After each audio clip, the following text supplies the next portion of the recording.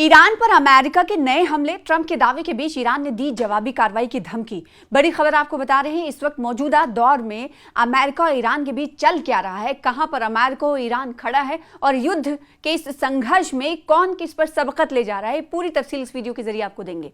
अमेरिकी फौज ने दावा किया है कि उसने ईरान के कई फौजी ठिकानों पर हमले किए हैं। ये नया हमला अमेरिकी फौज ने कहा कि हमारी तरफ से किए गए। तो उधर ईरान की तरफ से इंतबा दिया गया है कि उसके बुनियादी ढांचे पर हमला होने के हालात में वो पूरे मिडिल ईस्ट में अमेरिकी ठिकानों को निशाना बना सकता है। दोनों ममालिक के बीच कशीदगी लगातार बढ़ती जा रही है। अमेरिकी फौज के सेंट्रल कमांड यानी सेंटकॉम ने जुमेरात को कहा कि उसने ईरानी ठिकानों के खिलाफ हमलों का एक नया दौर चलाया है। ये ईरान के खिलाफ अमेरिकी ऑपरेशन की लगातार छठी रात थी। एक बयान में सेंटकॉम ने कहा कि आज रात 9:40 पर ईटी पर यूएस सेंट्रल कमांड सेंटकॉम ने ईरान के खिलाफ हमलों का अपना बड़ा दौर पूरा किया। अमेरिकी फौज ने लड़ाकू विमानों, एरियल ड्रोन और साथ ही साथ युद्धपोत का इस्तेमाल करके दर्जनों ईरानी मिलिट्री ठिकानों पर सटीक हमले करने का दावा किया है।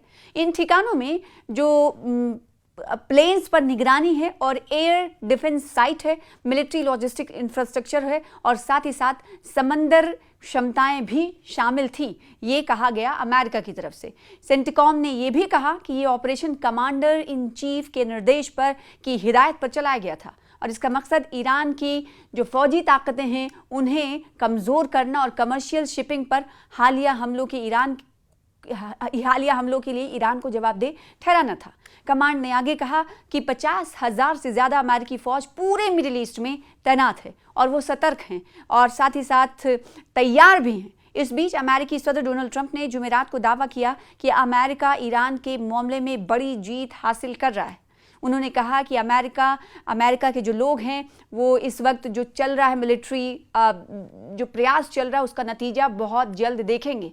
तो अक्सर आपने देखा होगा कि डोनाल्ड ट्रंप की तरफ से इस तरह की बातें की जाती हैं और ज़मीनी हकीकत कहीं ना कहीं उससे कई मरतबा ऐसा दिखाई देता है कि परे होते हैं और कई मरतबा उनकी जो बात होती है वो बड़बोलेपन की तरह साबित होती है। तो कई मरतबा ऐसा लगता है कि उन्होंने कुछ ज़्यादा ही बोल दिया। इसीलिए इस वक्त वो कहते हुए नज़र आ रहे हैं कि हमने ईरान के मामले में बड़ी जीत हासिल कर ली है। उधर दूसरी तरफ अगर ईरान की बात करें तो ईरान अपने आप को अमेरिका के सामने पहले ही ये कह चुका है कि वो जीत चुका है। यानी अमेरिका के सामने ईरान ने वो जीत हासिल की है जो कमज़ोर होकर भी हासिल नहीं की जा सकती थी और ये दुनिया को बता दिया है कि अगर कमज़ोर शख्स के आगे कोई पहलवान हो या बहुत ही ताकतवर इंसान हो या ताकतवर मुल्क हो, खड़ा होना सबसे अहम होता है। तो ये कहीं ना कहीं संदेश, ये पैगाम ईरान ने पूरी दुनिया को दे दिया है। और पिछले दिनों आपने देखा था कि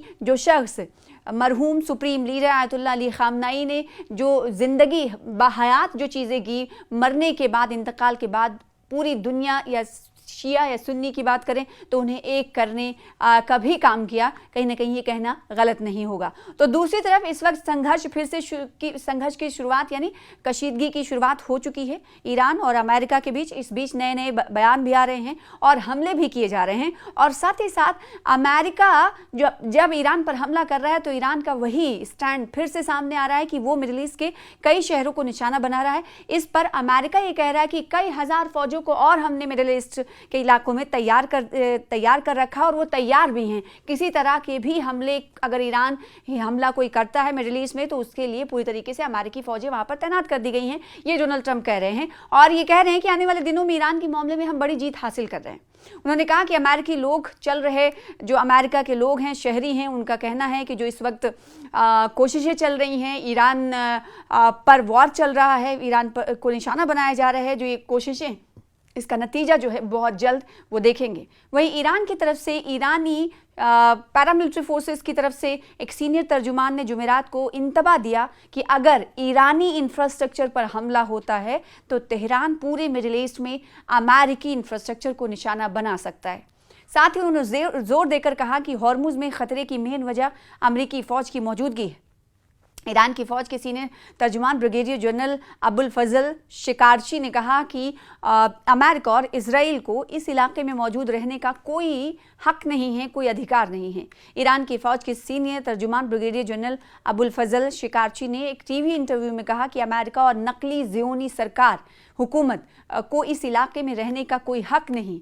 उन्होंने दावा किया कि हॉर्मुज़ ईरान के कंट्रोल में महफूज है और इस अहम समुद्री रास्ते से, समुद्र के रास्ते पर जो कशीदगी बढ़ रही है उसके लिए अमेरिकी फ़ौज की मौजूदगी जिम्मेदार है। हम अमेरिकी फ़ौज की मौजूदगी को जिम्मेदार ठहरा रहे हैं। उन्होंने कहा कि हॉर्मुज़ पर ईरान की जो सोवरेनिटी है वो पूरे इलाके के लिए हिफाजत की वजह से है, महफूज पूरा इलाका भी उससे महफूज रहेगा, ना कि सुरक्षा की। उन्होंने आगे कहा कि हॉर्मुज़ के गैर महफूज होने की वजह अमरीकियों की मौजूदगी है, यानी स्ट्रेट ऑफ हॉर्मुज़ में इस वक्त जब ईरान की तरफ से कई शिपिंग जो कमर्शियल शिप्स हैं उनको आगे जाने की इजाज़त उस वक्त दी जा रही है जब वो टैक्स अदा करके आगे जाते हैं, और उसके बाद देखा जाता है कि अमेरिकी फ़ौज की मौजूदगी है। जब क्योंकि अमेरिका ने पहले कहा था, पहले ही कह दिया था कि जब अगर दूसरे ममालिक से ईरान टैक्स लेने लगेगा शिपिंग को आगे बढ़ाने में, और ऐसे में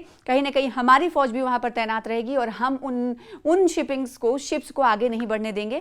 ऐसे में रस्साकशी भी देखने को मिल रही है और इसीलिए ईरान कह रहा है कि हमने स्ट्रेट ऑफ हॉर्मुज़ को महफूज बना दिया है, लेकिन क्योंकि अमेरिकी फ़ौजियों की मौजूदगी है स्ट्रेट ऑफ हॉर्मुज़ के सामने वाले एरिया में, इसीलिए वहाँ पर शिपिंग जो है कमर्शियल शिपिंग नहीं हो पा रही है। तो ये इसलिए नहीं हो पा रही क्योंकि अमेरिकी फ़ौज वहाँ पर तैनात है और वो कहीं ना कहीं टसल पैदा कर रहे हैं।